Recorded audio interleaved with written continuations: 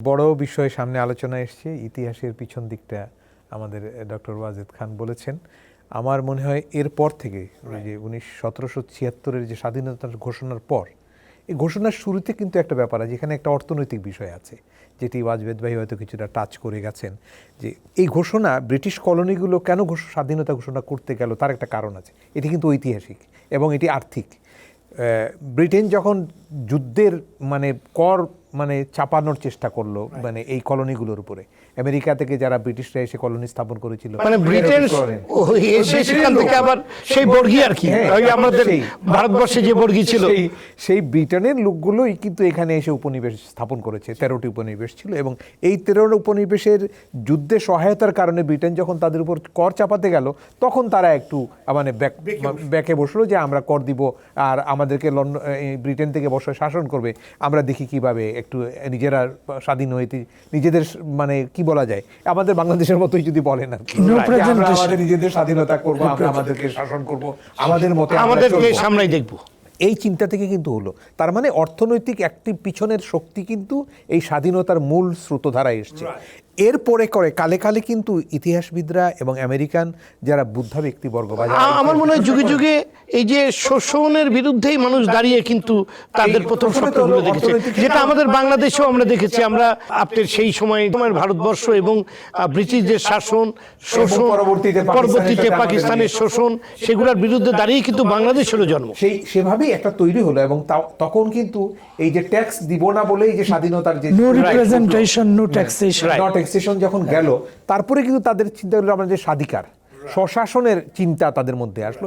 George Washington কিন্তু প্রত্যেকটি জিনিসকে একত্রিত করে পুরো কিন্তু এটা ইমিগ্রেন্ট কান্ট্রি। এখানে কিন্তু নেটিভ আমেরিকান যারা আছে তারা কিন্তু মার্জিনালাইজ হয়ে প্রায় সবই তো আসলে এই জন্যই তো আমেরিকাকে মেল্টিং পট বলা হয়।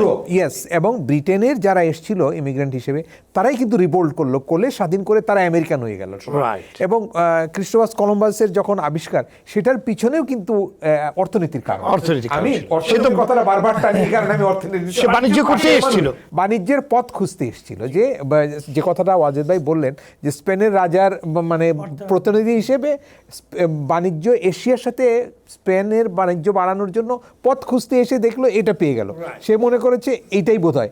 পরবর্তীতে দেখা গেল যে এটা আরেকটা জায়গা, এবং সেখান থেকে তারপরে আমেরিকা কিন্তু প্রতিটি পদে পদে দশকে আমেরিকার উন্নয়ন ঘটেছে। আমেরিকা কিন্তু একটা শুদ্ধ দেশ তারাও মনে করেন না, শুদ্ধ দেশ ছিল না, শুদ্ধ সংস্কৃতি ছিল না।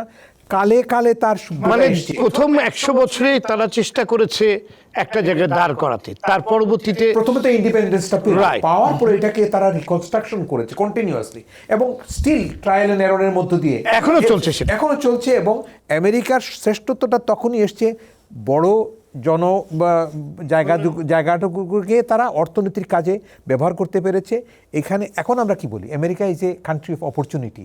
এই অপরচুনিটির জায়গাটা কিন্তু অর্থনৈতিক সক্ষমতার কারণে হয়েছে, এবং একদিনে হয়নি, বহু বছর। এবং এই ইনোভেশনে কিন্তু তারা কন্ট্রিবিউশন করেছে, এবং কন্ট্রিবিউশন কিন্তু নেটিভ আমেরিকানদের মধ্য থেকে নয়, ইমিগ্রেন্ট আমেরিকানরাই কিন্তু এইখানে কন্ট্রিবিউট করে, এবং স্টেপ বাই স্টেপ তারা করে। সে কারণেই আমরা মনে করব, আমরা বাংলাদেশি প্রবাসীও যারা এখানে আমেরিকায় এসে আমেরিকাকে বাংলাদেশি যারা আমেরিকান হয়েছে তাদেরও অবদান আছে। এবং আমেরিকার অর্থনৈতিক গঠনের পিছনে কিন্তু আফ্রিকান দাসপ্রথার একটা প্রভাব আছে। এবং তারা যখন তাদের অর্থনীতি গঠন করতে গেলেন, শিল্প গঠন করতে গেলেন, তাদের কৃষি করতে গেলেন, তখন কিন্তু আফ্রিকা থেকে এই দাস প্রথার মাধ্যমে কিন্তু এখানে শ্রমিক নিয়ে এসেছিলেন, এবং এরাই কিন্তু দে বিল্ট আমেরিকান ইকোনমি ইনিশিয়ালি, এবং তাদের ইন্ডাস্ট্রিগুলো ডেভেলপ করেছে। আপনি এই যে ফিলাডেলফিয়া বা ওই যে পিটসবার্গ, এইসব জায়গাগুলোতে স্টিল ইন্ডাস্ট্রিগুলোর যে এখনকার যে বিকাশ, এগুলো ওই জায়গা থেকে কিন্তু শুরু হয়ে এই পর্যন্ত আসলো, এবং এর পরবর্তীতে কন্টিনিউয়াসলি তারা কিন্তু এটাকে বিল্ড করেছে 250 বছরের। এই জন্য একটা পরিপক্ক গণতান্ত্রিক মূল্যবোধ, রাষ্ট্রীয় সার্বভৌমত্ব, আন্তর্জাতিক সম্পর্ক, এগুলোকে তারা কিন্তু প্রত্যেক সময় রিফাইন করেছে, করে জায়গাতে এসছে। মাঝে মাঝে ত্রুটি বিচ্ছুতি, মাঝে মাঝে চিন্তার বিচ্যুতি, মানবিক বিচ্যুতি ঘটেছে, যে যুদ্ধে দেশে দেশে যুদ্ধ বিগ্রহের মধ্যে আমেরিকার অবদান, অংশগ্রহণ, এই যে রাষ্ট্র পরিবর্তনের বিষয়ে, এগুলো কিন্তু হিউম্যান এররের মধ্যে আমরা মনে করি।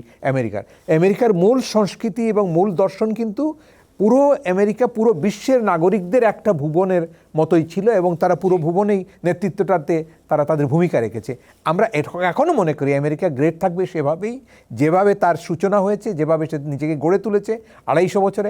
সামনের আরও 250 বছরে আমেরিকা পুরো পৃথিবীতে একটা মানবিক, আদর্শ, নৈতিক এবং মনস্তাত্ত্বিক নেতৃত্বে যাবে, সেটাই সবার আমাদের কামনা। জি